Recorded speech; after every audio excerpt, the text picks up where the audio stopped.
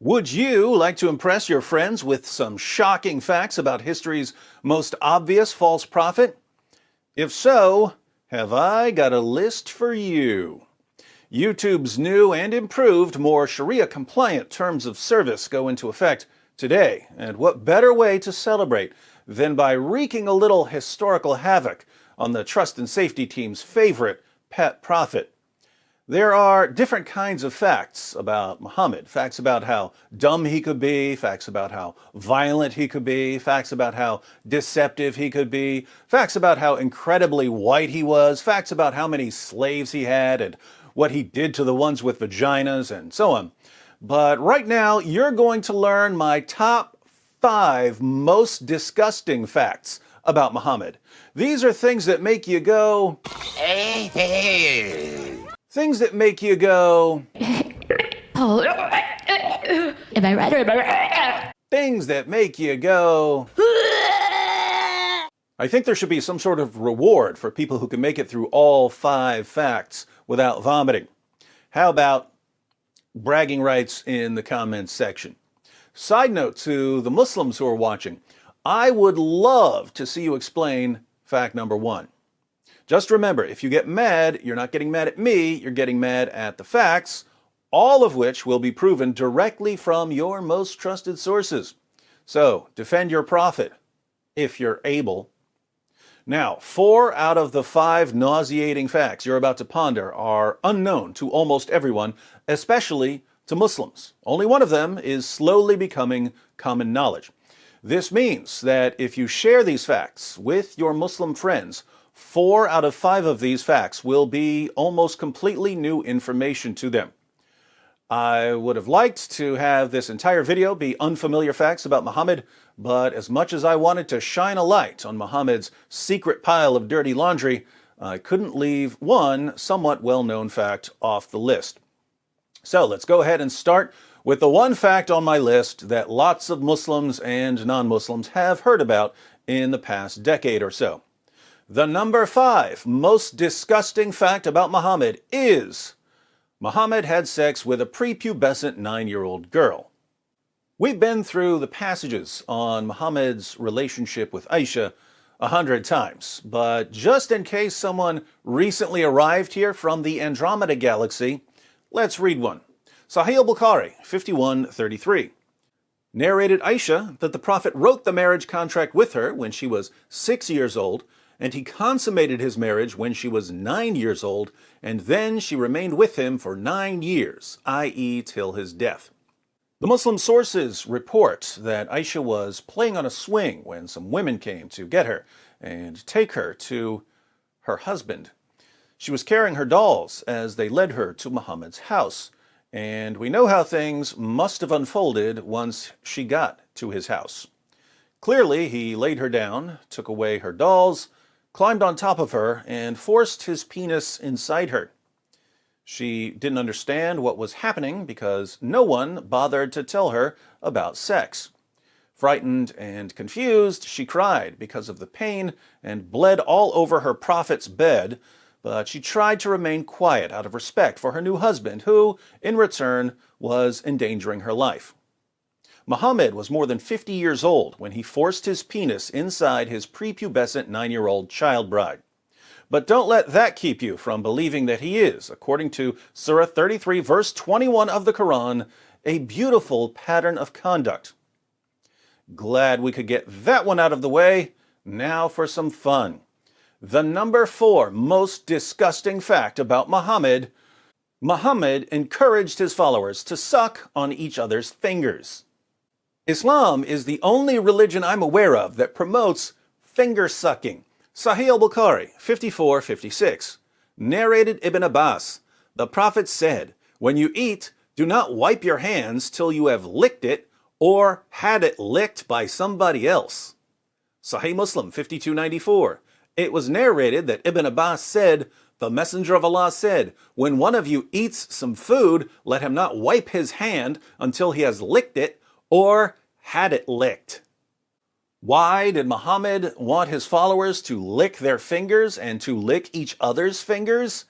He tells us, Sahih Muslim 5300, It was narrated from Jabir that the Prophet enjoined licking one's fingers and wiping the plate, and he said, "You do not know in which part the blessing is."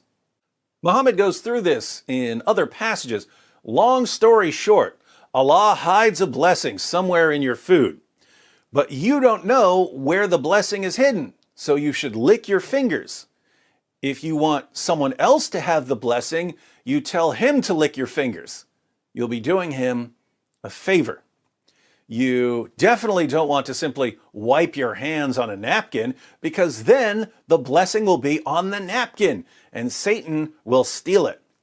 Now, if you don't know much about how germs spread and why it's a bad idea to be sucking on other people's fingers, no worries. I promise you that by the time we get through fact number 2 and fact number 1, you'll understand perfectly why you should never, ever suck on another man's fingers. But before that, we have the number 3 most disgusting fact about Muhammad. Muhammad swapped spit with little boys. In Bukhari's Al-Adab al-Mufrad, 1183, we read, "It is related that Abu Huraira said, 'I never saw Al-Hasan without my eyes overflowing with tears.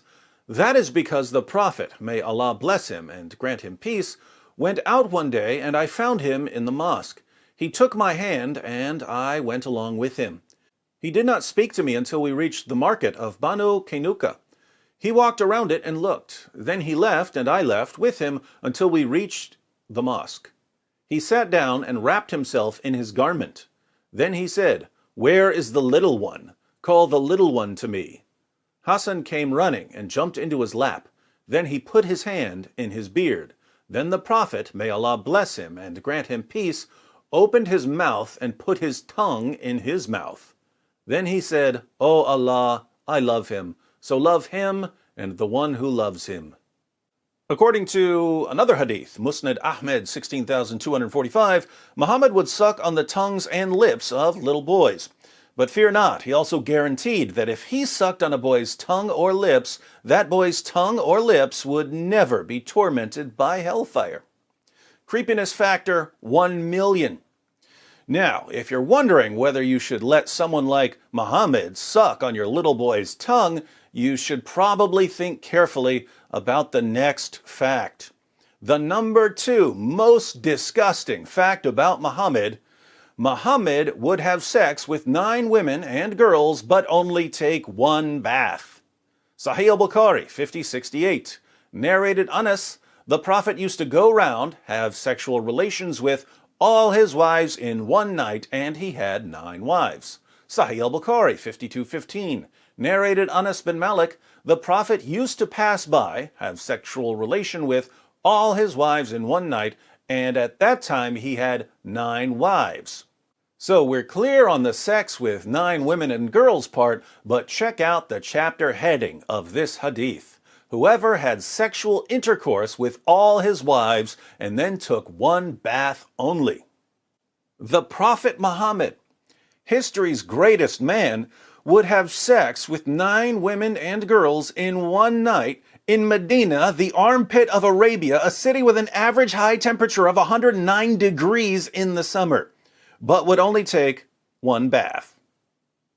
Can you think of a problem? It's the smell. Back to an earlier point, let me ask the Muslims here. Suppose you were a companion of Muhammad. Think about being in this scenario.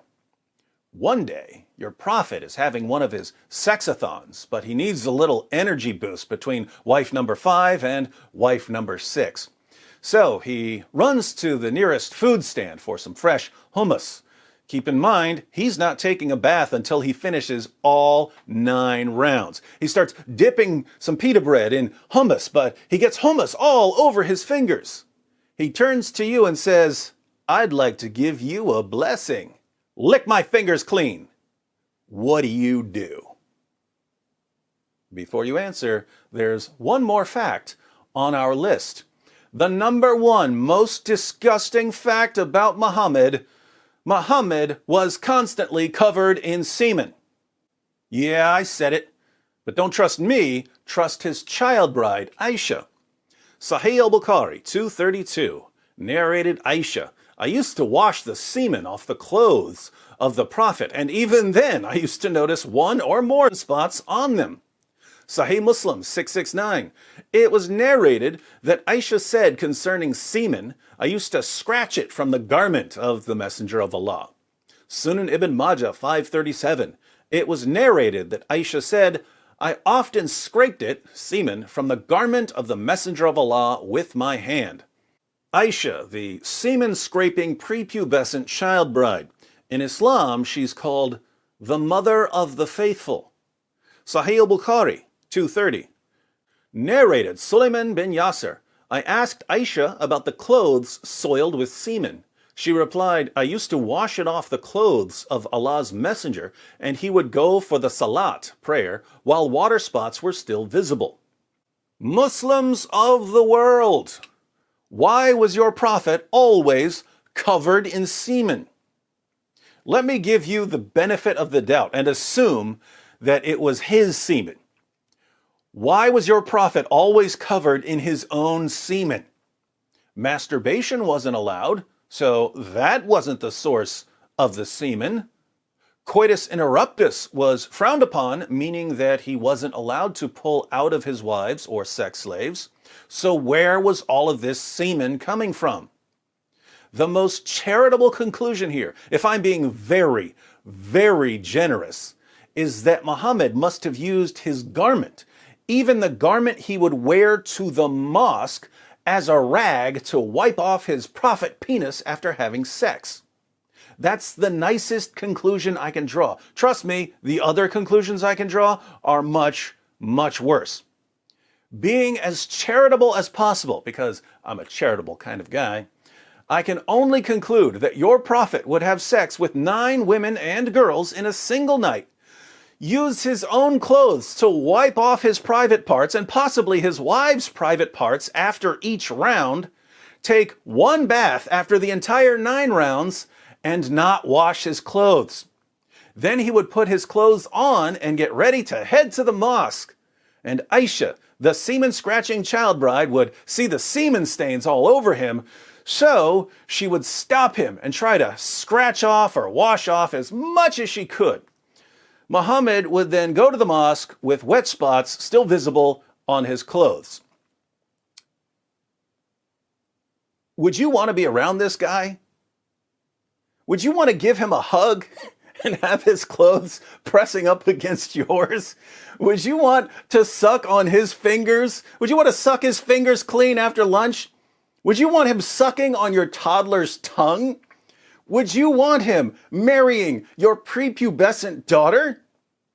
Have you ever met anyone in your entire life who was filthier and more disgusting than Prophet Muhammad? If you're feeling a little nauseous right now, I've got a trick that will make you feel better in just a moment. But before Dr. Wood cures your nausea, be sure to subscribe and click the bell for notifications. I'm not on Facebook or Twitter, so please share this video on other platforms. As always, I'm not stingy with my content, so feel free to mirror my videos on your own channels. If you'd like another way to support the channel, you can click the join button to join the Boom Squad.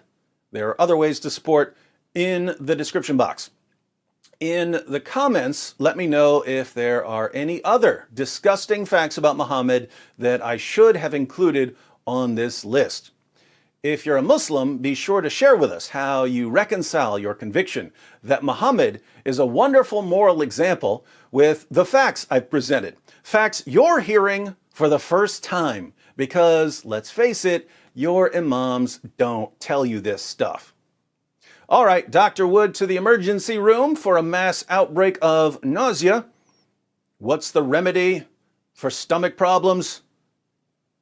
Everyone who's been following my channel, all together now. Camel urine. Muhammad's miracle magic cure-all for stomach ills was camel pee.